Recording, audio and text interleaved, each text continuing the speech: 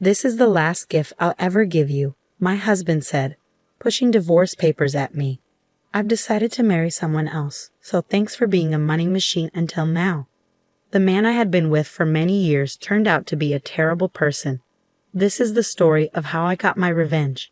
My name is Jessica, and I'm turning 50 this year. Tomorrow is special because I'll finally finish paying off a big debt.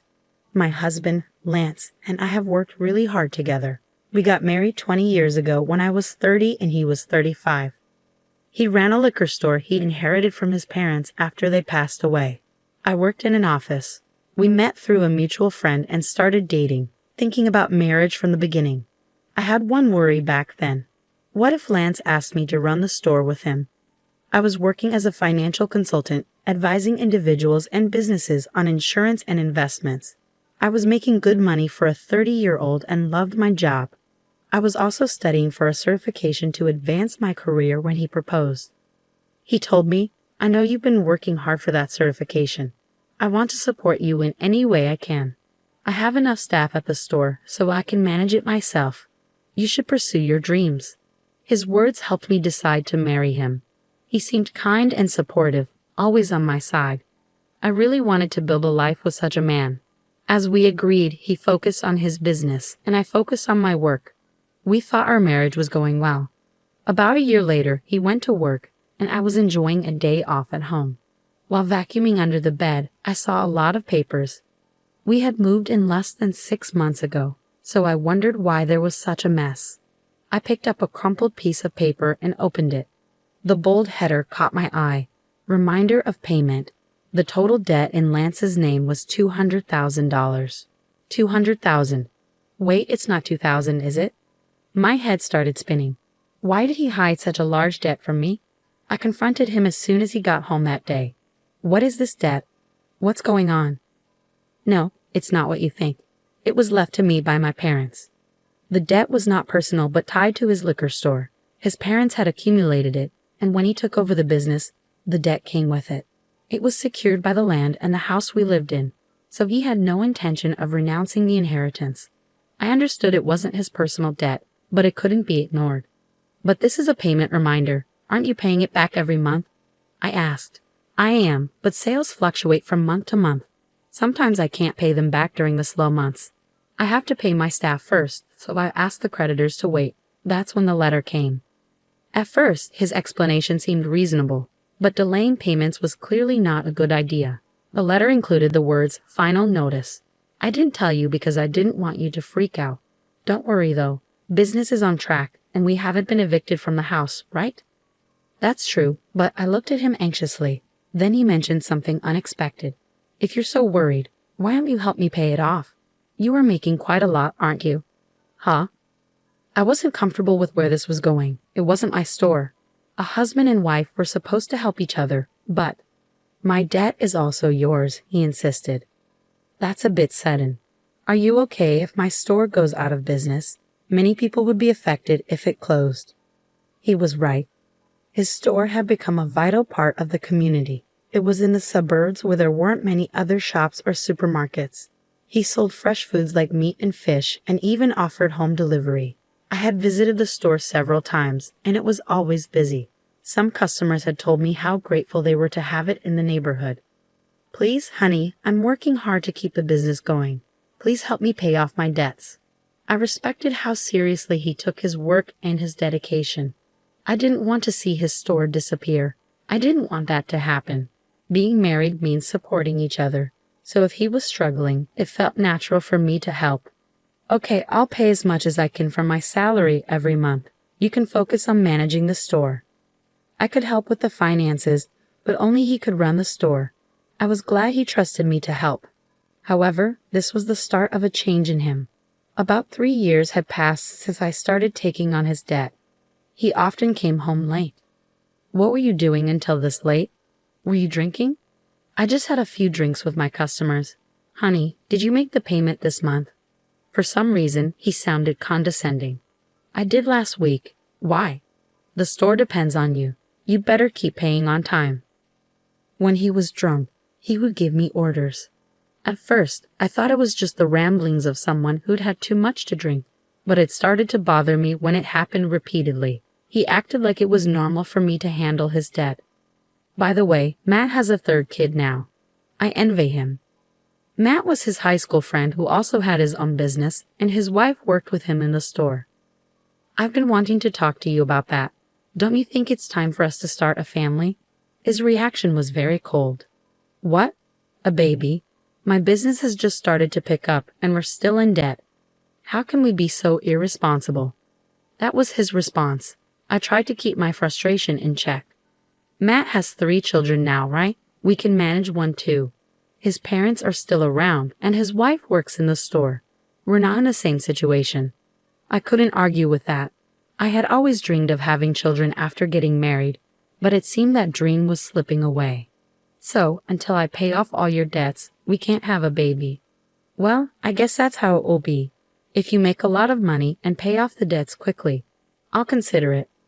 His mean smile disgusted me, but I was eager to pay off the debts as quickly as possible. I was so focused on starting a family that I didn't think clearly about the situation. From then on, I worked tirelessly for Lance. I pursued additional qualifications, took exams for promotions, and secured a salary increase. I started earning much more than most women my age. I even made extra payments, but the debt didn't disappear quickly.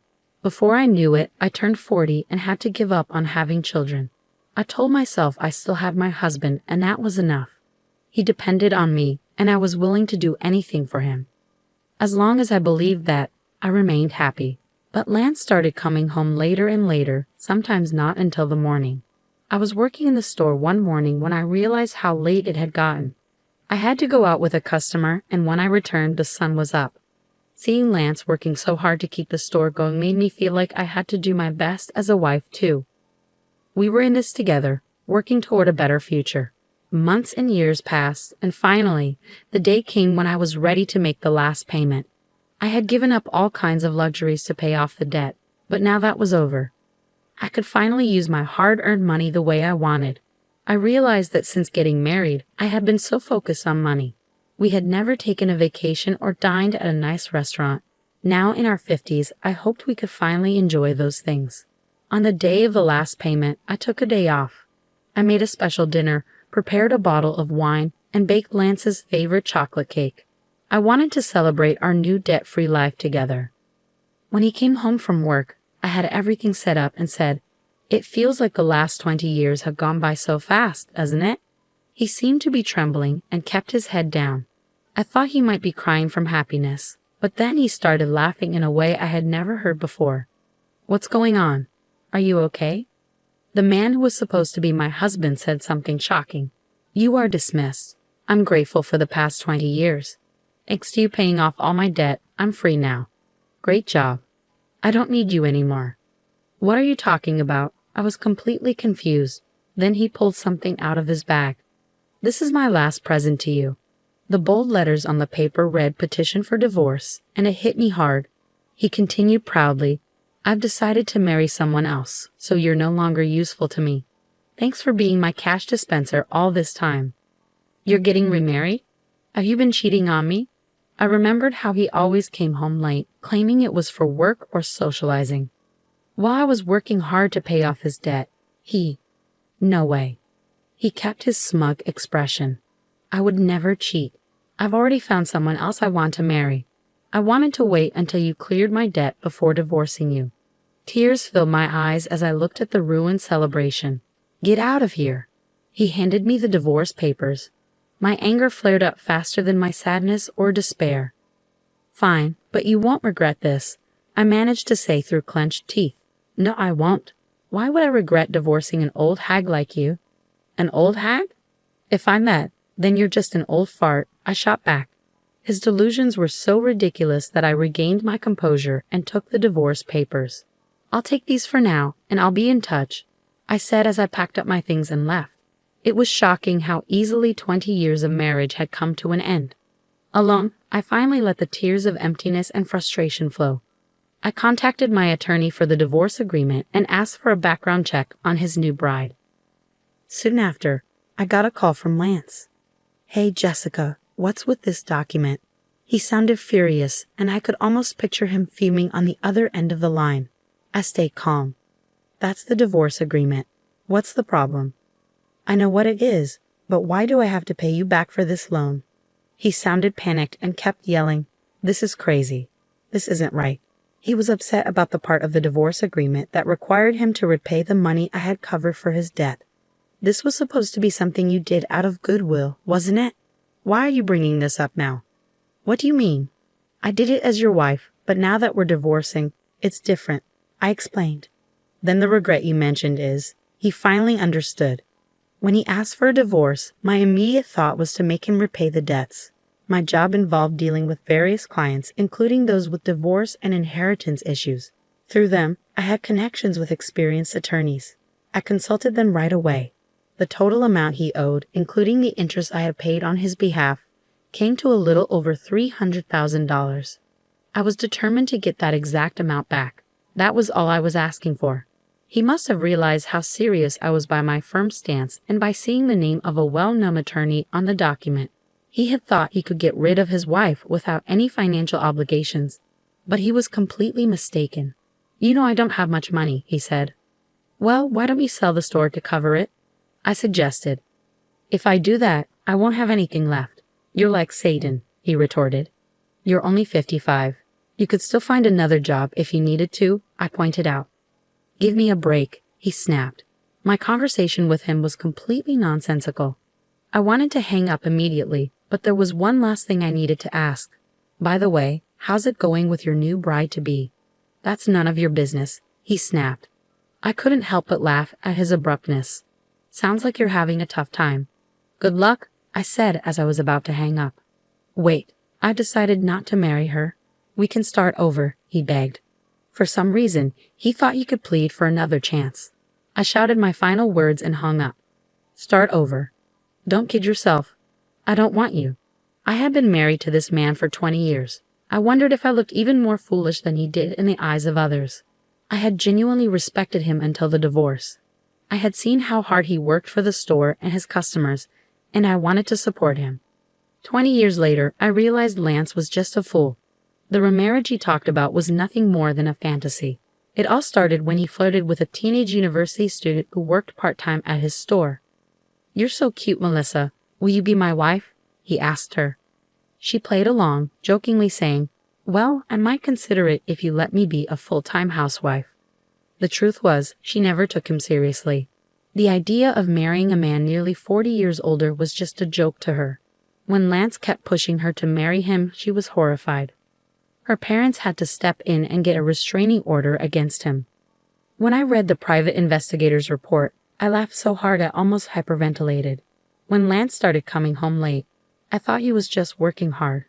Little did I know, he was actually hitting on young girls at bars and strip joints. He would boast, "I'm surprisingly popular with young girls. As a salesman, I have this easy-to-talk-to aura and get along well with them. I'm told I look younger. Don't you think so?" The girls apparently found his comments cringe-worthy. He saw me only as a cash dispenser and had an inflated view of himself. In reality, he was seen as a joke and almost got in trouble with the police for being a stalker. It might have been better if he had cheated on me, but he couldn't even manage to have an affair. His real goal was to marry a younger woman because his friend Matt had a grandchild. Matt told me. As soon as he saw my grandchild, he said he wanted one of his own. I scolded him for saying that. You were paying off his debt, and I was very tough on him. But I didn't know he'd go this far. He was completely humiliated. I'm glad I didn't spend my golden years with him, I thought to myself. The divorce was finalized. Since the property division wasn't straightforward, he tried to negotiate for his benefit. But he gave up when he saw my well-known attorney. I was surprised how someone so gutless could stay in business for so long. He ended up selling the store to pay me back. Luckily, his employees had left him before he sold it, so they weren't affected. Many customers were shocked when they learned he was selling the store to repay his ex-wife. His demand for a divorce led to his downfall. The story spread through the community like a comedy. Even if he hadn't sold the store, the bad publicity would have hurt his business. Selling it before going bankrupt was probably for the best.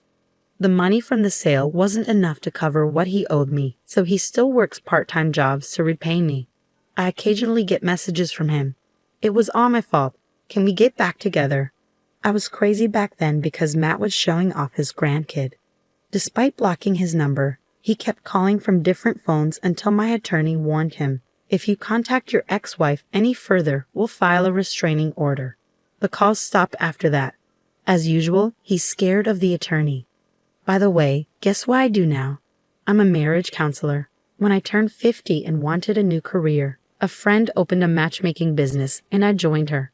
I left my old job to help singles find partners and offer advice on financial matters between couples, like insurance and investments. It's been a success, and the number of clients quickly grew. Couples who want honest and thorough discussions appreciate our unique service. I've learned a lot from my own experiences and don't want others to make the same mistakes I did. Although my salary is a bit lower now, I enjoy helping others find happiness every day. I found my own happiness after getting rid of my ex-husband, and now I'm dedicated to helping others find theirs.